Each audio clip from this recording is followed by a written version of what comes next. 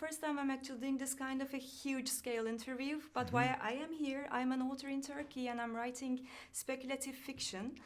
So I'm really interested in the Frankenstein novel itself. Yes. And I really find it the Mary Shelley's sharpness of her perception and the visual imagination that she brings into the novel. It really Yes.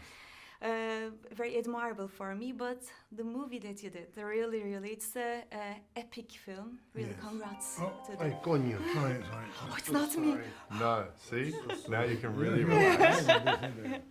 Sorry. Yeah. Sorry, an epic film. Yeah, it's an epic film, and I really liked the layers that you added to storytelling with intertwined the characters. Yeah. Already the original characters, and Yeah. you made a And the new deeper ones. narrative, and the new ones, and you created a deeper narrative. Really, congrats. Well, about different. This. I don't know. But the funny thing about the origin of the novel, somebody said, "Oh, it's a very hard to adapt." I said, "No, it isn't. Actually, it isn't. There's so many there that you can make 5 movies out of the single novel." And one of the very peculiar things is it came to her in a dream. Ah, Right? yes. She dreamt of a young student and the cadaver being reanimated by an infernal machine. So it started as a trailer Yeah, almost. yeah. That's how cinematic it is. Yeah. But then you choose the strands of what you want to weave. I think I love that term with something new, so that you are renewing that into something that people recognize but feels new. And the backbone of everything is a father and son, Yes. father and son, father and son Yeah. story. Yeah. Yeah, and it's still very interesting to see this, the man who wants to conquer the world with a positivist mind. Yes. Still, we know it, we know the story, but still suffer from it. So Yeah. you really put it forward, and it's Well, that's what I think Elizabeth serves a really powerful function, because Exactly. she is the only modern, intelligent adult character in the beginning of the novel or the movie. She actually says, "Okay, why? Yeah. Why do you?" I mean, one of the things that is very salient in Shelley's narrative is that is the birth without the woman. yeah, Is giving birth to something that is both dead and alive without the intervention of a woman.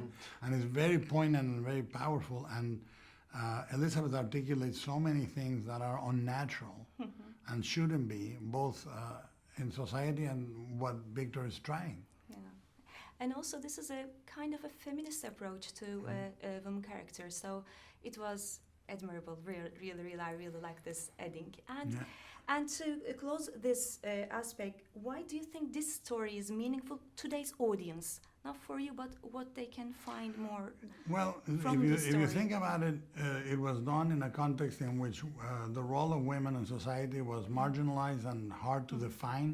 Mary Shelley's mother did a treatise in which she said we go from objects of desire to objects of worship with mothers to objects of pity as old women. Neither of those 3 roles, none of them is worthy Yeah. what we are. Well, where are we now? Yeah. Same thing. She was surrounded by senseless wars. Where are we now? Same thing. So the questions that were pertinent then, who am I? What makes me human?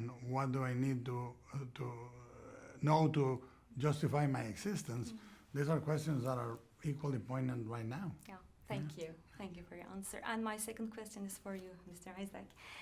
As far as I know from your previous interviews, that you're working on this role for like 2 years, almost 2 years. So in this fast-moving industry and this very short-sighted world, working on a role for like 2 years' time, it could be a blessing or maybe not.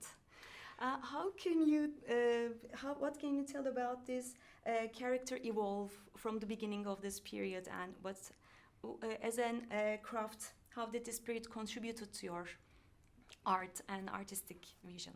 Right. Well, when I first met with Guillermo almost 3 years ago now, it was to his home, and we were just having a general meeting, and we started talking about our personal lives and our family and our fathers, and how they were these huge figures in our lives, and also figures of a lot of pain and suffering, and then being fathers, and how the fears of passing this on. And out of that conversation, Guillermo said, I want you to play Victor Frankenstein. Right before you. Yeah, and I'm going to write it, and it's going to be bespoke for you. And these are the themes that I want to look at. And so it remained a bit of a conversation.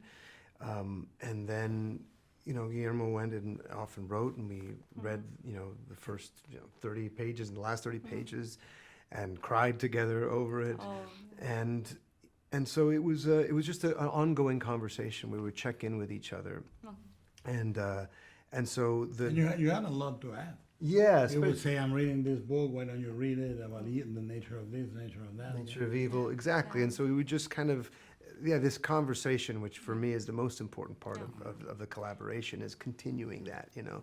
And so that's how it moved. thank you. And my last question is for you. It will be short. You are a sex symbol of our century. I'm sorry I had to say it, but thanks so much.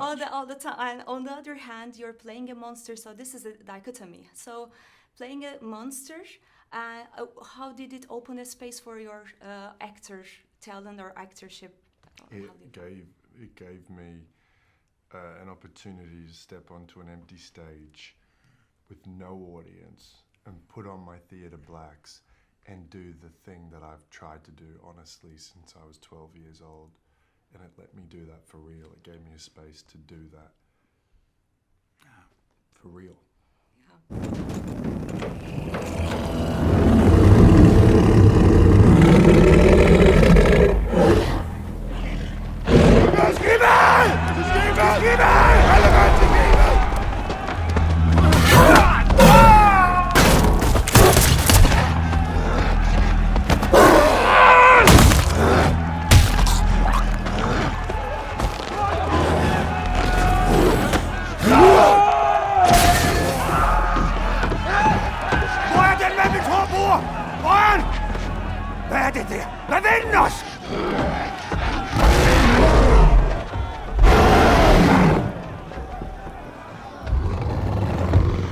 Ringo!